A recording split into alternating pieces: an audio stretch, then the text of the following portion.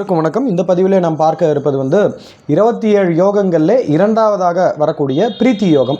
பஞ்சாங்கத்திலே நம்ம பிரீத்தி யோகம் என்னைக்கு வர்றது அப்படிங்கிறது பார்த்துக்க வேண்டியது. அந்த பிரீத்தி யோக தினத்திலே நாம் என்ன செய்யலாம் அப்படின்னா, எல்லா சுபகாரியங்களையும் செய்யலாம். நம்ம பஞ்சாங்கத்திலே இருக்கக்கூடிய திதி, வார, நட்சத்திரங்கள், கரணங்கள் இது எல்லாமே நம்மளுக்கு ரொம்ப உகந்து இருக்குது. அன்றைய யோகமும் நம்மளுக்கு பிரீத்தி யோகமாக இருக்குது அப்படின்னா அந்த நாளை நம்ம விட வேண்டாம். அந்த ஒரு சுபதினத்திலே நாம் அனைத்து விதமான சுபகாரியங்களையும் செய்யலாம். இந்த பிரீத்தி யோகத்திலே நாம் ஒரு நல்ல விஷயத்தை செய்தோமே ஆனால் அது எப்பொழுதுமே நல்ல பலனையே நம்மளுக்கு வாழ்நாள் முழுவதும் அளிக்கும் அப்படிங்கிறது அந்த ஒரு சாஸ்திரத்தில் போட்டிருக்கு. எந்த புஸ்தகத்தில் போட்டிருக்கு, எங்கேருந்து நம்ம மேற்கோள் எடுத்து காட்டுறோம் அப்படிங்கிறதெல்லாம் முதல் பதிவிலேயே நம்ம போட்டிருக்கோம். உங்களுக்கு தேவையான பட்சத்தில் அங்கே போய் நீங்கள் ரிவைஸ் செஞ்சுக்கலாம். அடுத்து விசேஷமாக மிக குறிப்பாக என்னென்ன நற்செயல்களை செய்யலாம் அப்படின்னு பார்த்தோன்னா, இந்த பிரீத்தி யோகத்தில் இப்போ கல்யாணம், காது குத்து, வளைகாப்பு இதெல்லாம் பார்த்துட்டோம்னா அதுக்கு நிறைய ஃபேக்டர்ஸ் நம்ம பார்க்க வேண்டியதாக இருக்குது. முகூர்த்த நாள் பார்க்கணும், அப்புறமா நிறைய விஷயங்கள் நம்ம பார்க்க வேண்டியதாக இருக்குது, தாராபலன் பார்க்கணும். ஆனாலுமே நம்ம வேறு எந்த விஷயமும் பார்க்க தேவையில்லை. இந்த பிரீத்தி யோகம் மாத்திரமே இருக்குது அப்படின்னா அன்றைக்கி எந்தெந்த விஷயங்கள் செஞ்சால் நம்மளுக்கு சுபபலனை அளிக்கும் அப்படின்னு பார்த்தோன்னா, அதில் முதலாக போட்டிருக்கிறது நட்பு பாராட்டுவது, ஸ்னேகம் செய்து கொள்வது அப்படிங்கிறது அந்த பழைய தமிழில் இருக்குது. நம்ம இப்போதைக்கு புரிஞ்சுக்கிற மாதிரி அப்படின்னா நட்பு பாராட்டுவது. அது என்ன சார் நட்பு பாராட்டுறது அப்படின்னா, ரொம்ப நாள் யாராவது ஒரு ஃப்ரெண்டுக்கிட்ட பேசாமல் இருப்போம். ஸ்கூல் ஃப்ரெண்டாக இருக்கலாம், காலேஜ் ஃப்ரெண்டாக இருக்கலாம். அப்போ படிக்கும்போது நம்மளுக்கு அவர் ரொம்ப நகையும் சதையும் போல் இருந்திருக்கலாம். அவர்கிட்ட பேசி ரொம்ப பல வருடங்கள், பல ஆண்டுகள் நம்மளுக்கு உருண்டோடி இருக்கலாம். திடீர்னு நம்ம மனசில் ஒரு ஆசை, அவர்கிட்ட மறுபடியும் நம்ம போய் பேசணும், நட்பு பாராட்டணும், ஃப்ரெண்ட்ஷிப் மறுபடியும் நம்ம நட்பு புதுப்பிச்சுக்கணும். அப்படிங்கிற பட்சத்தில் இந்த பிரீத்தி யோகம் என்றைக்கு வர்றது அப்படிங்கிறத பார்த்துட்டு அவருக்கு ஃபோன் கால்லையோ நேர்லேயோ போய் நம்ம அவர்கிட்ட பேசும்பொழுது அந்த பழைய நட்பு நம்மளுக்கு திரும்பி கிடைக்கிறது. அடுத்து வாசனைகள் பூசிக்கொள்வது. நிறைய பேருக்கு இந்த சென்ட்டில் விருப்பம் இருக்கும்.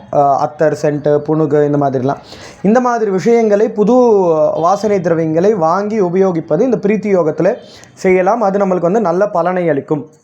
சிலருக்கு இந்த சென்ட்டெல்லாம் ஏன் மற்ற நாளில் வாங்கக்கூடாதா அப்படிங்கிற ஒரு டவுட் வருமையானால், சிலருக்கு என்ன ஆகும்னா இந்த சென்ட்டு கொஞ்சம் யூஸ் பண்ணாலுமே கூட தலைவலி வந்துடும், கொமட்டல் வரும், தலை சுத்தம், இந்த மாதிரியான பிரச்சனைகள்லாம் இருக்கிறதுக்கு வாய்ப்பு இருக்குது. சென்ட்டு அந்த வாசனை திரவியங்கள் உபயோகப்படுத்தும் நபர்களுக்கே கூட சில சமயம் ஒவ்வாமை வரலாம்.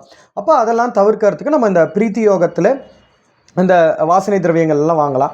அடுத்து மிகவும் முக்கியமானது செல்வத்தை சேமிப்பது. ஒரு ஆர்டியோ, எஃப்டியோ ஏதோ ஒன்று போடுறது, புதுசாக ஒரு சேமிப்பு கணக்கு ஆரம்பிக்கிறதெல்லாம் நம்ம இந்த பிரீத்தி யோகத்தில் செய்யலாம். அடுத்து அந்த பழைய தமிழில், அப்புறம் இந்த சம்ஸ்கிருத ஸ்லோகத்துலலாம் நம்ம பார்த்தா அரசர்களை வசியம் செய்வது அப்படிங்கிறது தான் போட்டிருக்கு. அது என்ன அரசர்கள் வசியம் செய்கிறது, இந்த மந்திர மாந்திரிங்கெலாம் பண்ணி மை வைக்கிறதா? அப்படி கிடையாது. அந்த பழைய தமிழில் வசியம் அப்படின்னா மகிழ்விப்பது, இல்லைன்னா அவர்களை நம்ம மேலே ஒரு கவன ஈர்ப்பு அப்படிங்கிறோம் இல்லையா, அந்த கவன ஈர்ப்பை செய்ய வைக்கிறது தான் அப்படி போட்டிருக்காங்க. அரசர்களை மகிழ்விப்பதுன்னா நம்ம பாஸாக இருக்கலாம், சபார்டினேட்ஸாக இருக்கலாம், ஏதாவது ஒரு விஷயத்துக்காக யாரையாவது நம்ம அணுகிறோம் அப்படின்னா அந்த பிரீத்தி யோகத்தில் செய்யலாம். அடுத்தது நமக்கே ஒரு மிக உற்சாகம் தரக்கூடிய செயல்களை இந்த பிரீத்தி யோகத்தில் செய்யலாம். சிலருக்கு எக்ஸசைஸ், உடற்பயிற்சி ரொம்ப உற்சாகத்தை தரும். சிலருக்கு சைக்கிளிங், மிதிவண்டி பயணம் உற்சாகம் தரும். சிலருக்கு சும்மாவே ஒரு பிரயாண உற்சாகம் தரும். சிலருக்கு ஆலயம் செல்வது உற்சாகம் தரும். அப்படி உங்கள் மனசை எது அமைதிப்படுத்துதோ, மகிழ்விப்பதுன்னு நான் சொல்ல வரல.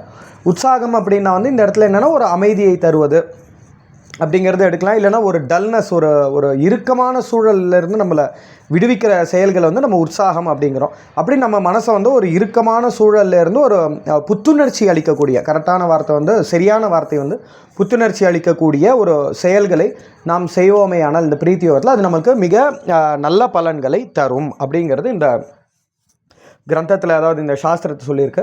அடுத்து இந்த செயல்கள்லாம் நம்மளுக்கு இன்னும் அதிகமான பலன்களை தரணும்னா என்னென்ன தானங்களை செய்யலாம் அப்படிங்கிறத அடுத்து பார்ப்போம். இங்கே குறிப்பிட்டிருக்கிற மாதிரி இந்த பிரீத்தி யோகத்தில் மிகவும் விசேஷமாக அன்னதானமும் ஸ்வர்ணதானமும் செய்யலாம். ஸ்வர்ணம் அப்படின்னா தங்கம் அப்படின்னு அர்த்தம். சார் இன்றைக்கி தங்கம் விற்கிற விலைவாசிக்கு தங்க தானம் ஏதாவது செய்ய முடியுமா சார் அப்படின்னு நீங்கள் கேட்க வேண்டாம். ஸ்வர்ணதானம், அதாவது தங்கத்தை உரியவர்களுக்கு, வறியவர்களுக்கு, எளியவர்களுக்கு தானம் செய்வது அப்படிங்கிறது மிகப்பெரிய பலனை அளிக்கும், பலனை தரும் அப்படிங்கிறது எல்லா சாஸ்திரங்களையும் நிறைய பரிகாரங்கள்லையும் சொல்லப்பட்டிருக்கு. அதே போல் தான் அன்னதானமும். ரெண்டுமே ஒன்றுத்துக்கு ஒன்று சலைச்சது கிடையாது, ஏறக்குறைய அப்படிங்கிறதெல்லாம் கிடையாது. அதனால் அந்த பிரீத்தி யோகம் வர்ற அன்னைக்கு முன்ன சொன்ன செயல்கள் நம்ம செஞ்சாலும் சரி, செய்யலைனாலும் சரி, இந்த பிரீத்தி அப்படின்னாலுமே திருப்தி அப்படின்னு அர்த்தம் சார். திருப்தியாக இருக்கிறது அப்படின்னு சொல்கிறோம் இல்லையா, திருப்திக்கு பேர் தான் பிரீத்தி அப்படிங்கிறது. ரொம்ப மகிழ்ச்சியாக இருக்கிறது. மிகச்சரியான வார்த்தை சொல்லணும்னா, ஒருத்தரை பிரீத்திப்படுத்துறது அப்படின்னா ஒருத்தரை திருப்திப்படுத்துவது, இல்லைன்னா ஒருத்தரை வந்து மகிழ்ச்சிப்படுத்துவது அப்படின்னு அர்த்தம். அப்போ இந்த பிரீத்தி யோகத்தில் நம்ம எது ஒரு செயல் செஞ்சாலும் பலனை எதிர்பார்க்காம செய்கிறது இல்லை இல்லையா. பலன் அப்படின்னு பார்த்தோன்னா இந்த தானங்களுக்கு நாம் எப்பவுமே பிரீத்தியாக இருப்போம், மகிழ்ச்சியாக இருப்போம், திருப்தியாக இருப்போம். இந்த பிரீத்தி யோகம் வர்ற அன்றைக்கி அன்னதானம், ஸ்வர்ணதானம் அப்படின்னா ஒரு கிராமு ஒரு சவரன் இல்லையே. இப்போது குண்டுமணி தங்கம் அப்படிங்கிறோம், ஒரு 100 மில்லிகிராம் அப்படின்னா 1000 ரூபாய்க்கும் ஒரு தங்கம் கிடைக்கிறது. 1500 1200 அப்படி நம்மளால் முடிஞ்ச ஒரு தங்கத்தை வாங்கி யாருக்கு வேணுமோ, யாருக்கு அந்த தங்கம் கிடைச்சால் அவர்களுக்கு வந்து ரொம்ப பிரயோஜனமாக உபயோகமாக இருக்குமோ அவர்களுக்கு தரலாம். இல்லை தங்கம்லாம் என்னால் முடியாது அப்படின்னா அன்னதானம் ரொம்ப விசேஷமானது. பிரீத்தி யோகத்தில் யாரெல்லாம் அன்னதானமும் ஸ்வர்ணதானமும் செய்கிறார்களோ அவர்கள் வாழ்க்கையில் மிக மகிழ்ச்சியாக திருப்தியாக இருப்பார்கள் அப்படிங்கிறது அந்த ஜோதிட சாஸ்திரங்கள் நம்மளுக்கு காட்டக்கூடியதான ஒரு தெளிவு. அடுத்த பதிவுகளில் மீதி இருக்கக்கூடிய யோகங்களை பற்றி நாம் காண்போம்.